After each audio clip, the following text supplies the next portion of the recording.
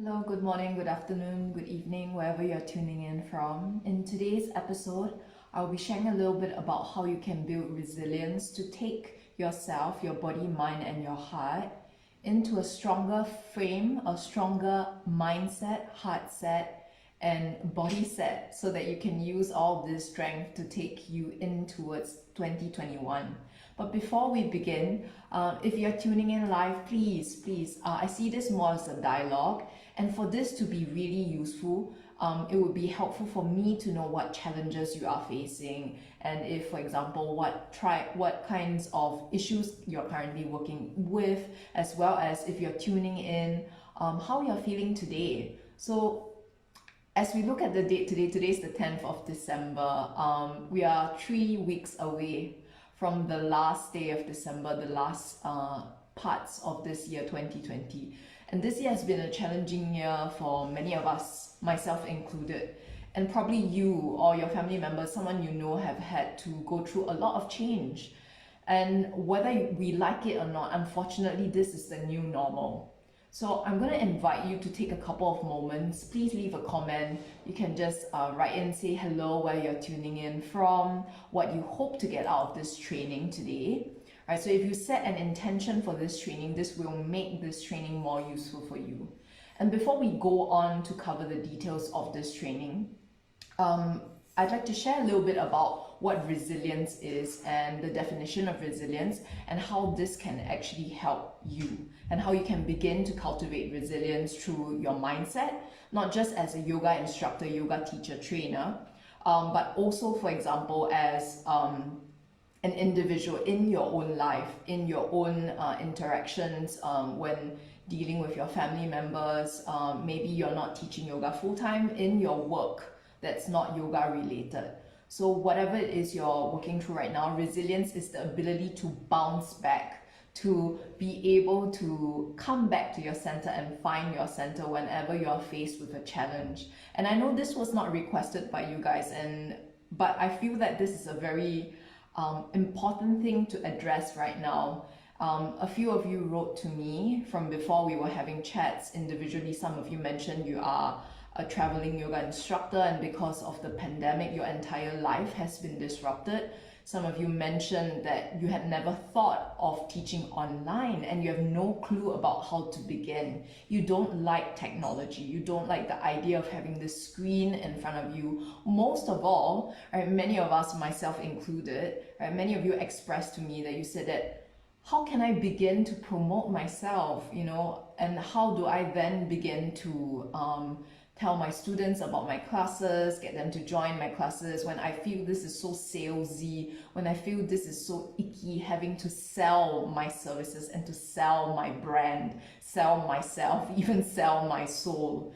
Right, so these are some of the small but very drastic changes that we may have had to face.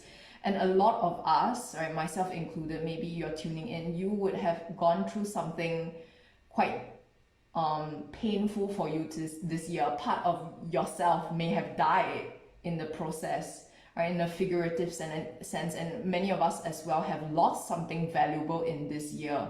I know some of you, you wrote to me, and I know you have been having to go through a difficult period with the loss of a loved one, or for example, having one of your close family members lose his or her job, or even yourself, you might have lost your job and your sole income.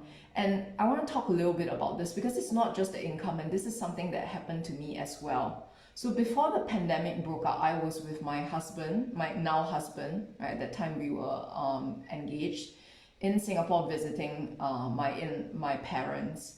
And at that time I was having a very successful time.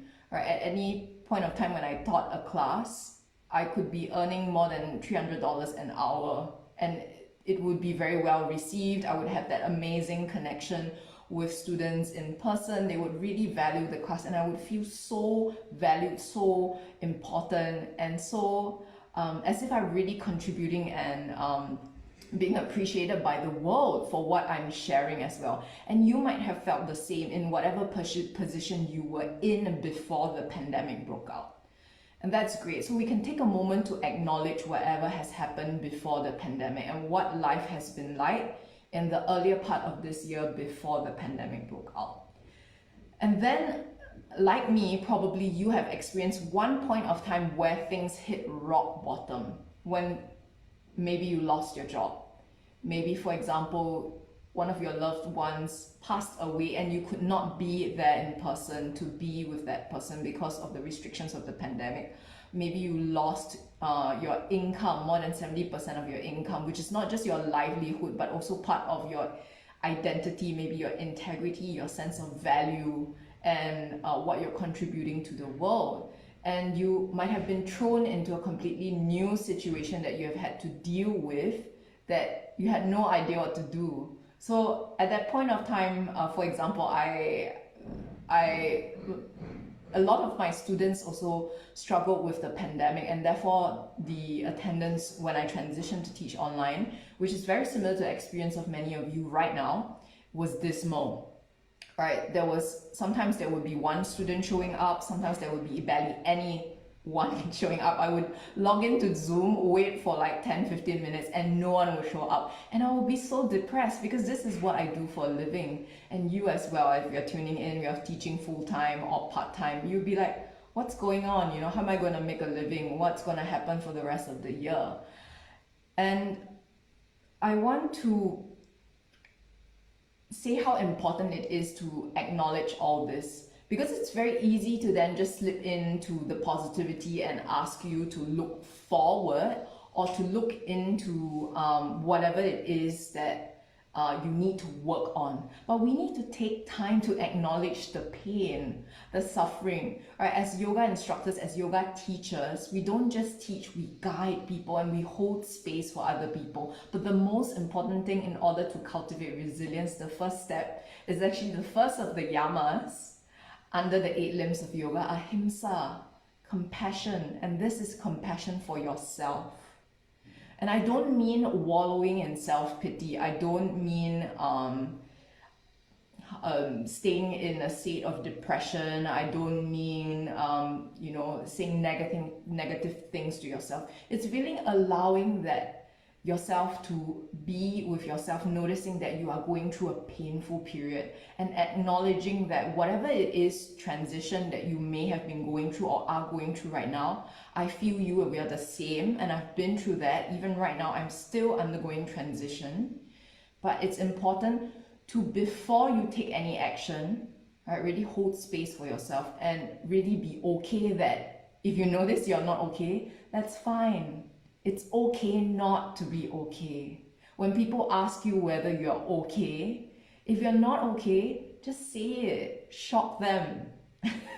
We don't need to hear the nice, polite things right now. We need to get down and honest and really authentic with ourselves. And the first thing, I think the hardest thing for me this year was holding space for myself, confronting what my values are, confronting what I truly wanted and cared about, and then having to process all this change and transition and do all the things I didn't like to do, all the things I didn't think I would ever do, like for example, teaching online, promoting myself, speaking to an audience, for example, being here in front of you. If not for the pandemic, Art of Teaching Yoga would have never been birthed. I would have never thought of reaching an audience wider than whatever people I could reach through a bus ride or a car journey. That's it. But for that, I'm also thankful. Okay, so let's go back to that. I would like to invite you, if you have a pen and paper, to take a few moments and just write down some thoughts, how you feel right now, how you've been feeling, and really be honest with yourself. Probably you've not had the time to really think about it. The first step is ahimsa, holding yourself with compassion, whatever difficulties. Acknowledge what you have lost this year. Right? And there are a few steps, so this is the first step. And I want to share with you a couple of different things. So how has 2020 made you feel this year? Really take a few moments, let it all out. So about 1 minute here, you can take a pen and paper.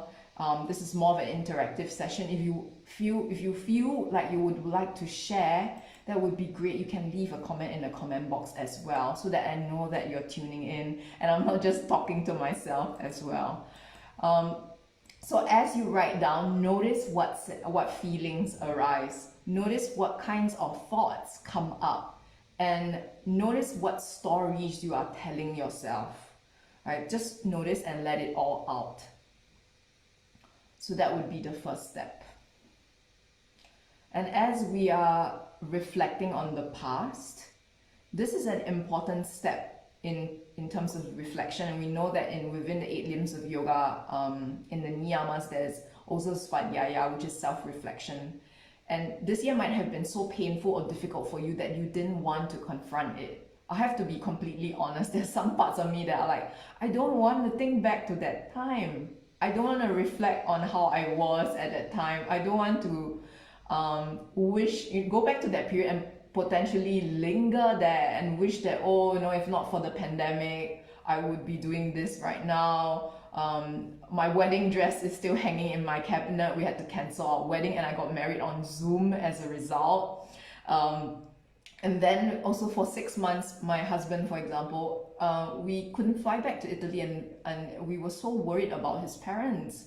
And all this anxiety, all these things, all the plans disrupted. You as well, right? You might have experienced so much of a change in what your expectation or what your idea for 2020 would be like compared to now.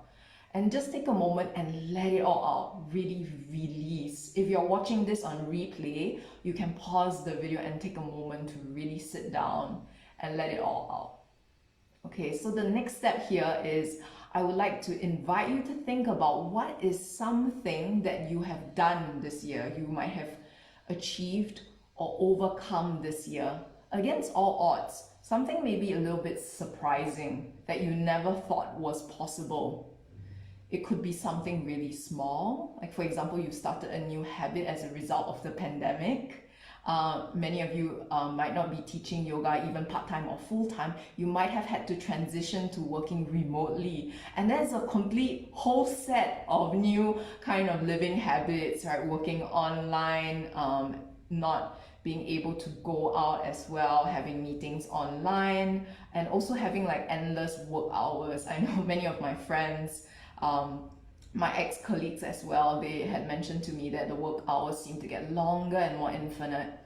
And there are some other things that, for example, as you transition to this, what is something surprising that you have done? So for many people, for example, becoming a remote worker, you might have discovered that, hey, you're really good at doing a certain thing, like writing emails in a very efficient way. Or for example, if you've been teaching yoga in person and you never thought that you would do it online, and you're like, no, like me, you're like, no, I hate teaching online. What's this online yoga?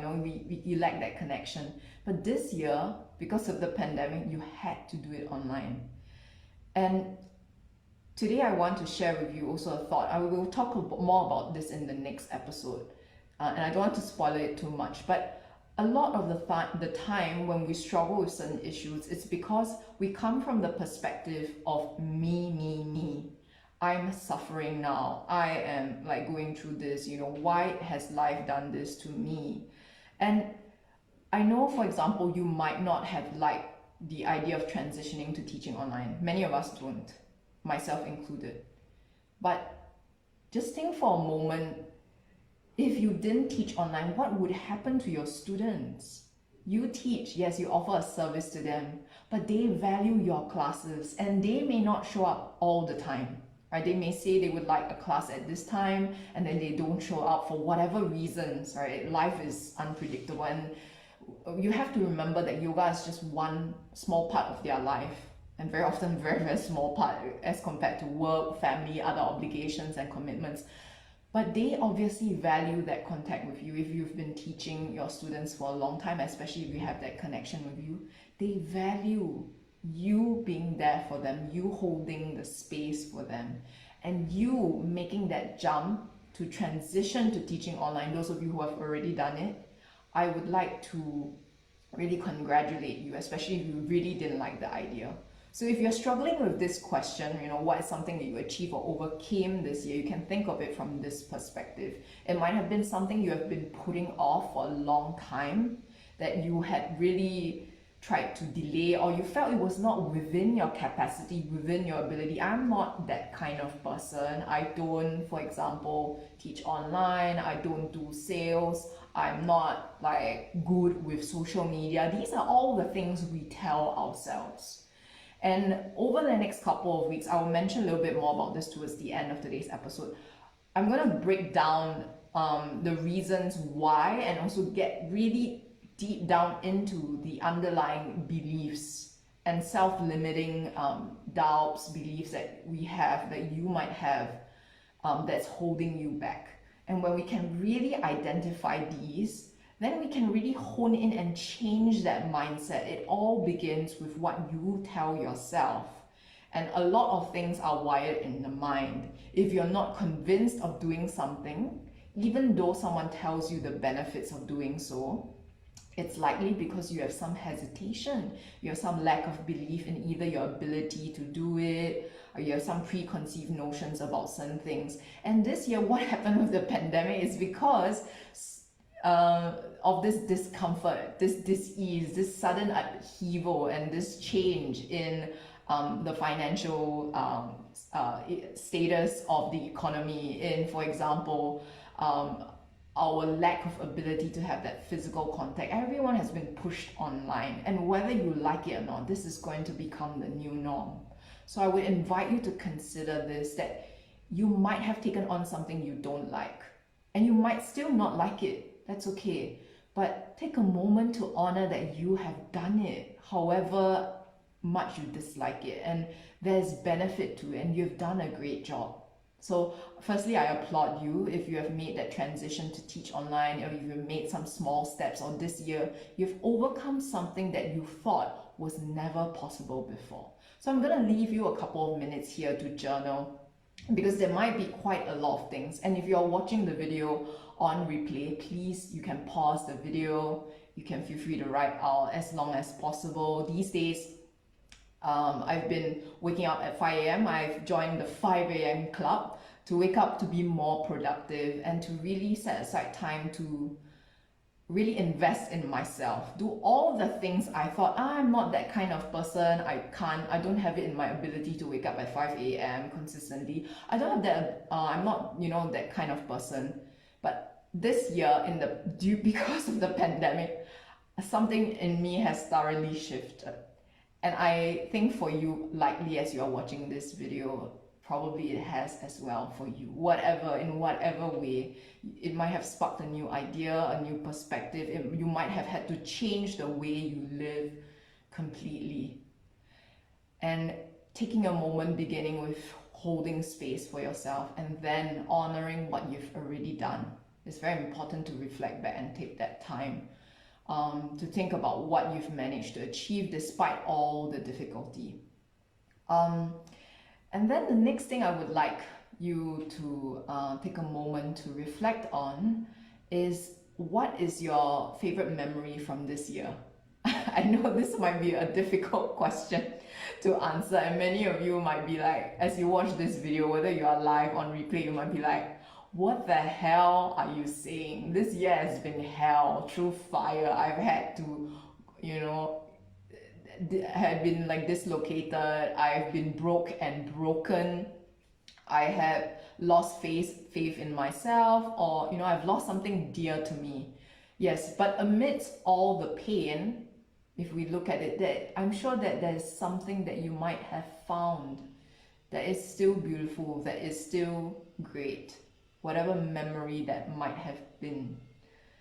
And for you, I would like to share with you my own memory that I enjoyed very much was this year when I ran a program, and some of you might be tuning in, called Courage and Confidence, which is a mentorship program for these yoga teachers in training and new yoga teachers on finding clarity.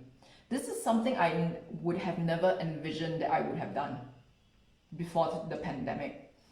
And I can still remember how amazed I was that as I facilitated this program, this whole period, the memory of like being in contact with the teachers, and some of you might be tuning in, Rebecca, Tisha, that human connection is still possible online, and it is so valuable at this time when we cannot be in person with each other.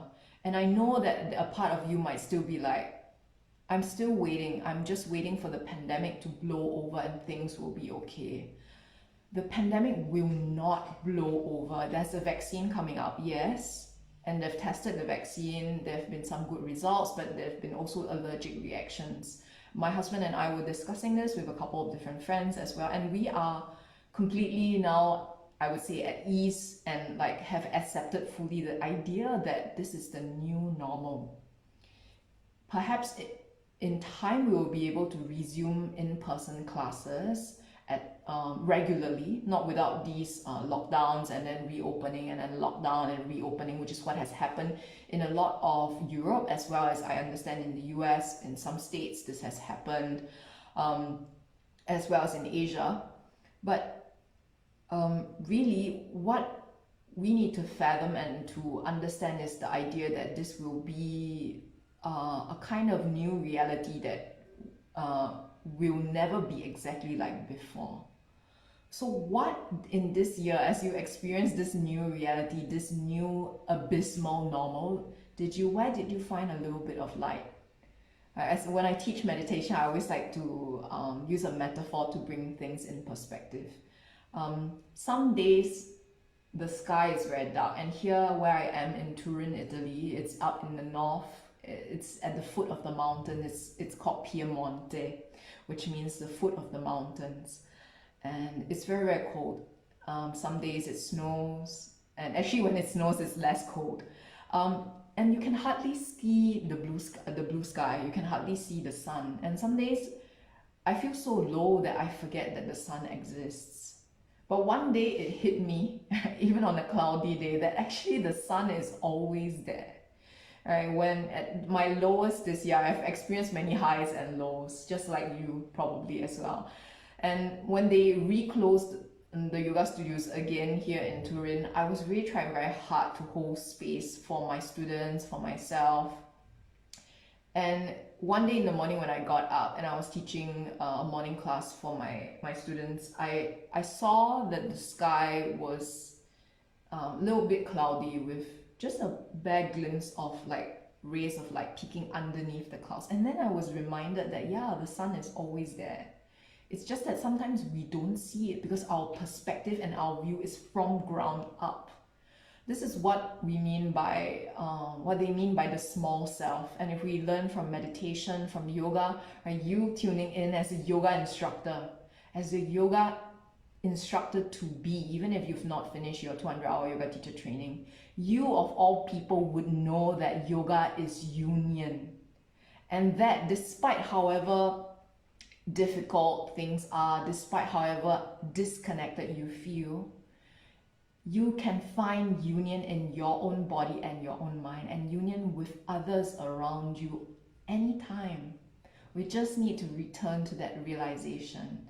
And of course, it's not possible all the time, this realization. Of course, it's easy to say, it's not difficult to say this, but it's hard to walk the talk. This is why it's a practice. And I had a friend who asked me, she's not a yoga instructor, she's one of my dear friends, and she is an educator. She works for the school in Singapore.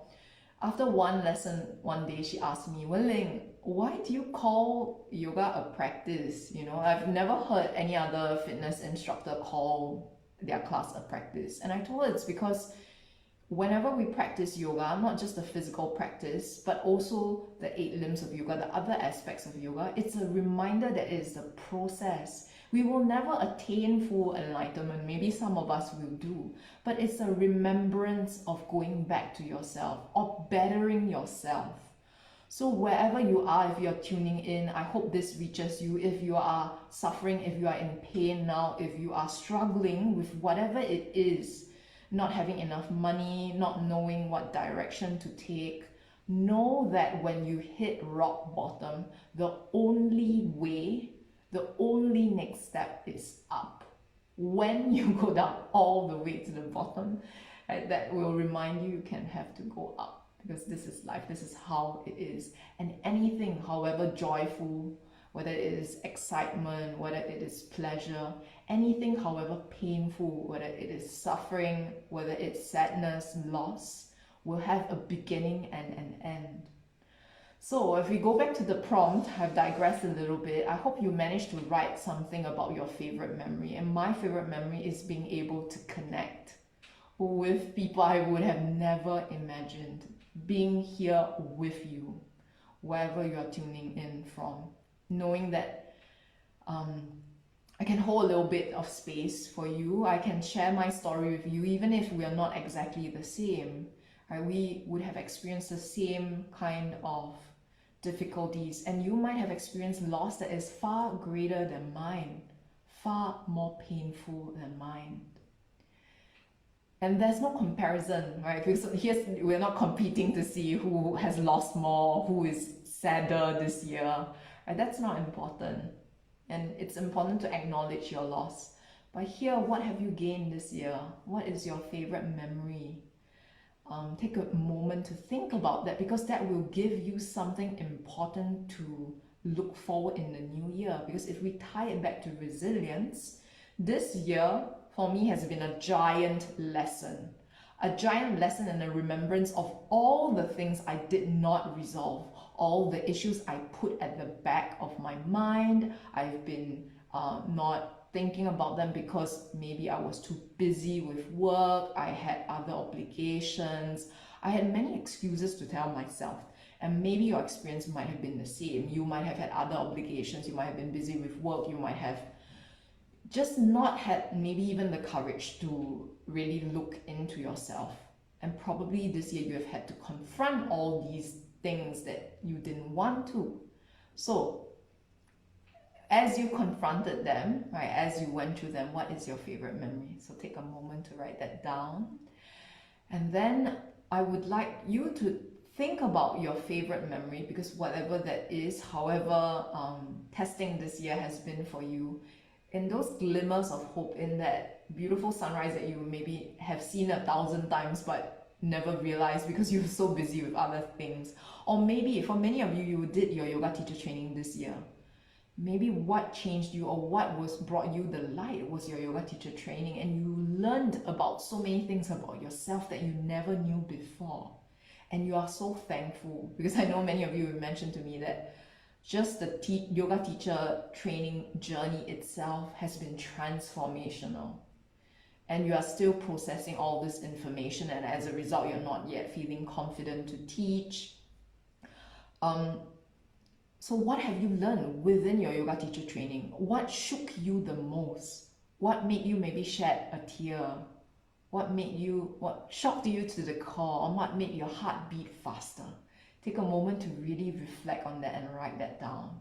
And then from all these things that you reflected on, that you thought about, I would like you to then think about the last prompt for today. As you write and you reflect and go through the important process of Svatyaya, self-reflection.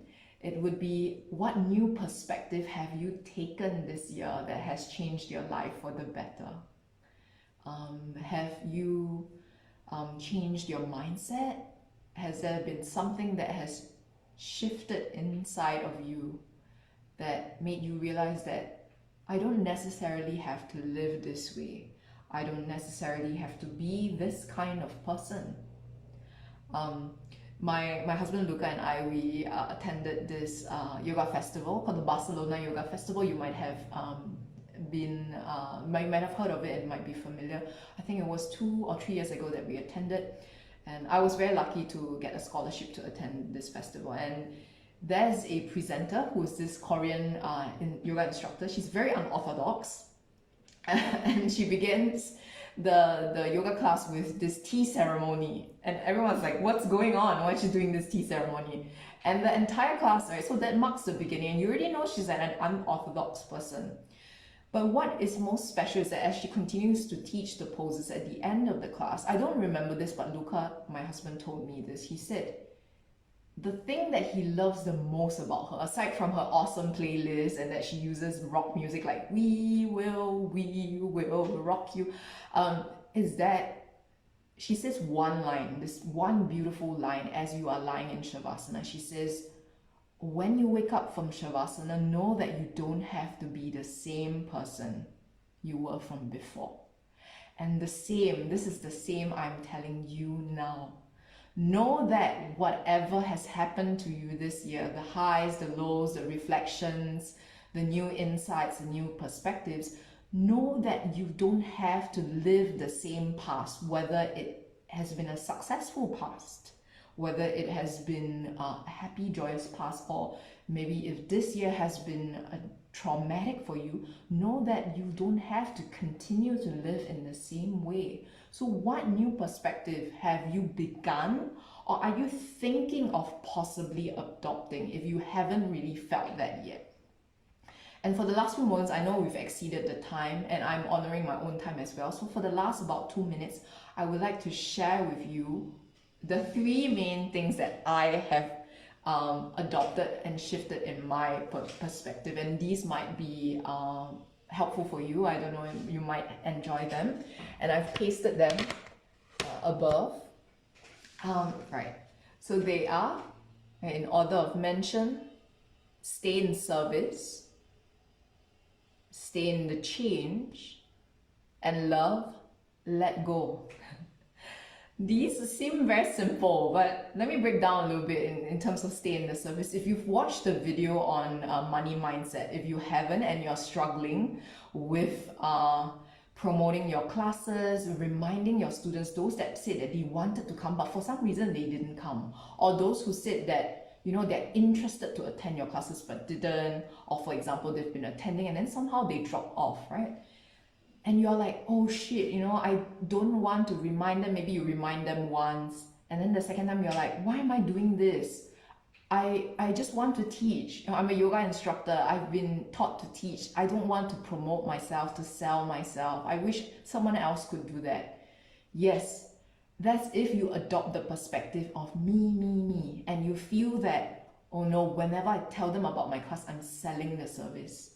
But people need this service. This is a time of difficulty. Your classes give them solace. Trust me. I don't know what classes they are, right? But at least when my students like come for my classes, they tell me they really feel like they enjoy the classes. And so if they forget, I remind them, and I remind myself that I'm doing this, yes, for myself because I need to make a living, but because I want to be of service to them. Why are we here on this planet? I created the art of teaching yoga not because I wanted to make more money from yoga teachers or yoga teacher trainers. Yoga teacher trainees. I created the art of teaching yoga because I wanted to remind yoga instructors, including yourself, that when we did the yoga teacher training, many of you felt inspired and honored and like just so humbled by the gift of yoga. And us as yoga instructors, we don't just instruct. We have the responsibility to elevate and really share the message of yoga with other people to uplift and change lives. This is why it angers me so much when people say, oh, you're just a yoga instructor. You are not just a yoga instructor, you change lives. I cannot, it might have happened to you before, or maybe not, and even if not, no problem. I'm just sharing my own experience. I can actually remember the times when students came up to me and said, thank you for having this lesson, because if not for this lesson, you know, I don't know what I would have done today. I've had such a bad day, you know, I was down in the dumps, I was having such negative thoughts in myself, and you gave me solace. You gave me the room to hold space for ourselves. And this is what we do as yoga instructors, as yoga teachers. And I invite you to think from this perspective whenever you start to get these self-deprecating thoughts and like, I'm just a yoga instructor. There are thousands of other yoga instructors out there. If there's a chance you came into this group and you're watching this video, especially if you're watching this video right now, something in the art of teaching yoga resonated with you. Maybe it's the way I talk, or maybe it just happened to be how you encountered this, or the brief conversation maybe we had, but something in this stirred you. And it resonated with you and you believe that you are not just a yoga instructor. So don't ever forget that. And you are here to serve your people. Above all, yes, you can be very professional, you can be great at what you're doing, you can make a great living, but you are here to make a difference in the world. And this is what I really hope to inspire you to think back to. And the second point is to stay in the change, because change is a process and it takes time. Today will feel very bad, but maybe tomorrow will be different. And I just heard this quote today and I find it very beautiful. Probably you've heard of it. What the things you didn't think you could do yesterday aren't necessarily the things that you can't do now or tomorrow. So you're constantly changing, right? Start with your mindset, and I hope that this training today is helpful for you.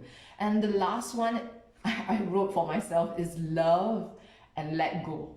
Right? Parigaha, non-grasping. This is probably the hardest, and I had a conversation with Rebecca. She's also a yoga teacher trainee. She's about to graduate and she's really great. She was saying that she chatted with a friend, and this year the overlying theme, the thread of this year has been a parigaha. How can you let go of your past successes, your past identity, your past self, your past beliefs, and instead of like clinging on to these, like without letting go as life changes, as the world unfolds in unexpected ways, how are you going to survive?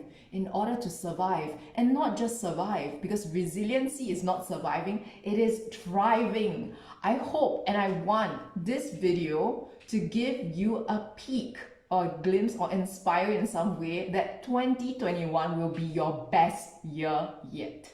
That's my goal for myself, and I hope that I can inspire you to feel the same. Whatever challenges you have faced yourself.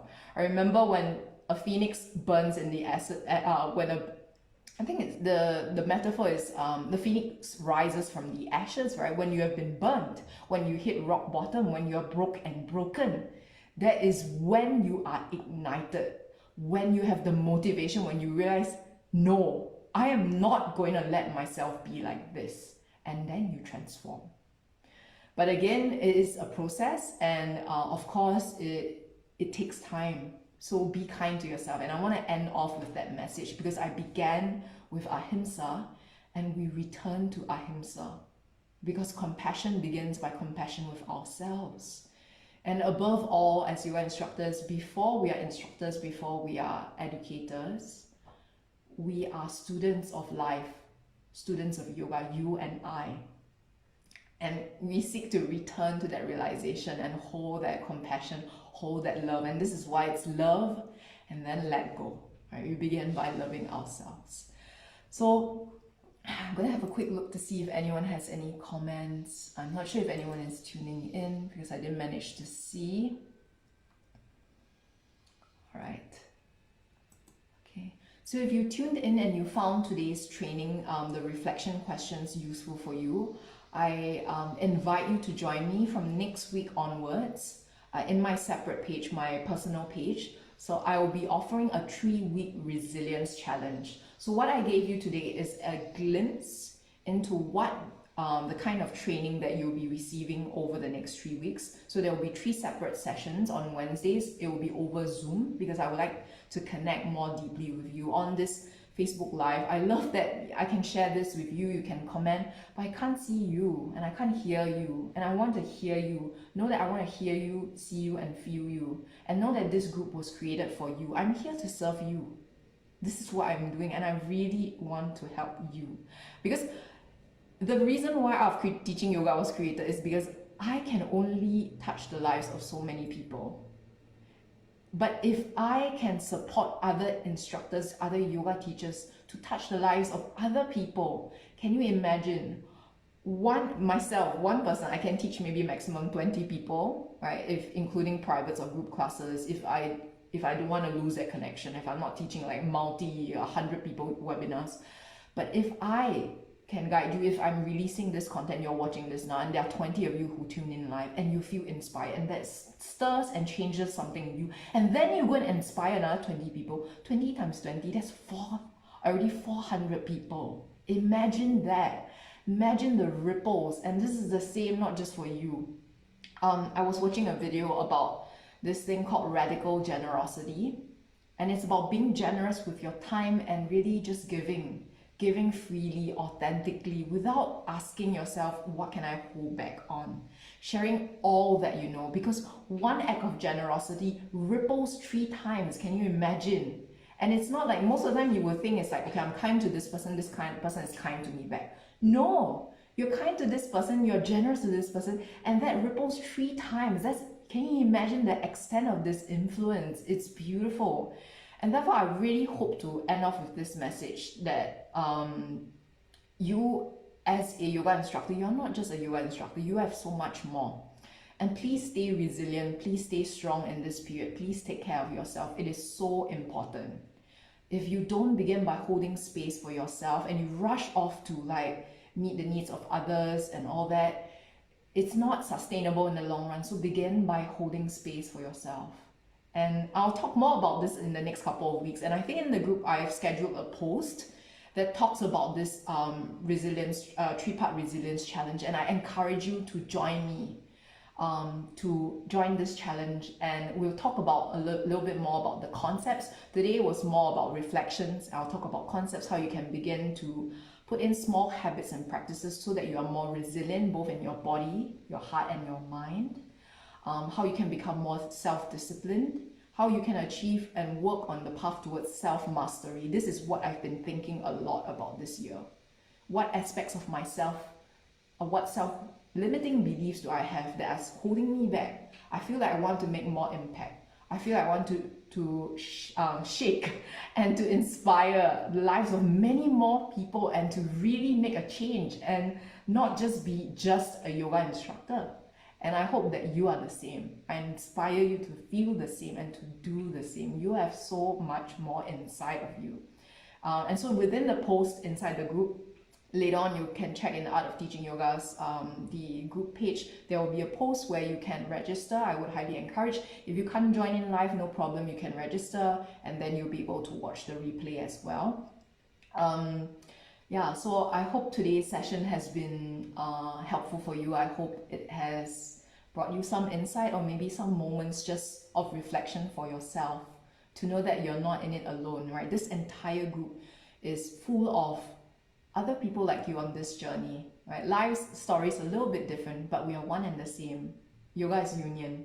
You and I, however different we are on the outside, our soul is the same. We come from the same source. Remember that and never forget. Every time you forget, gently bring your mind back in your body. That's what I say when I teach meditation to my students and my clients. So please, thank you, take care. I will also post the link to register in this episode as well in case you can't find it within the group. So I hope you take care and have a great week ahead. Please stay well, please take care of yourself, stay uplifted. If you need downtime for yourself, just take it. Know that you are there for yourself. Okay? All right. See you soon.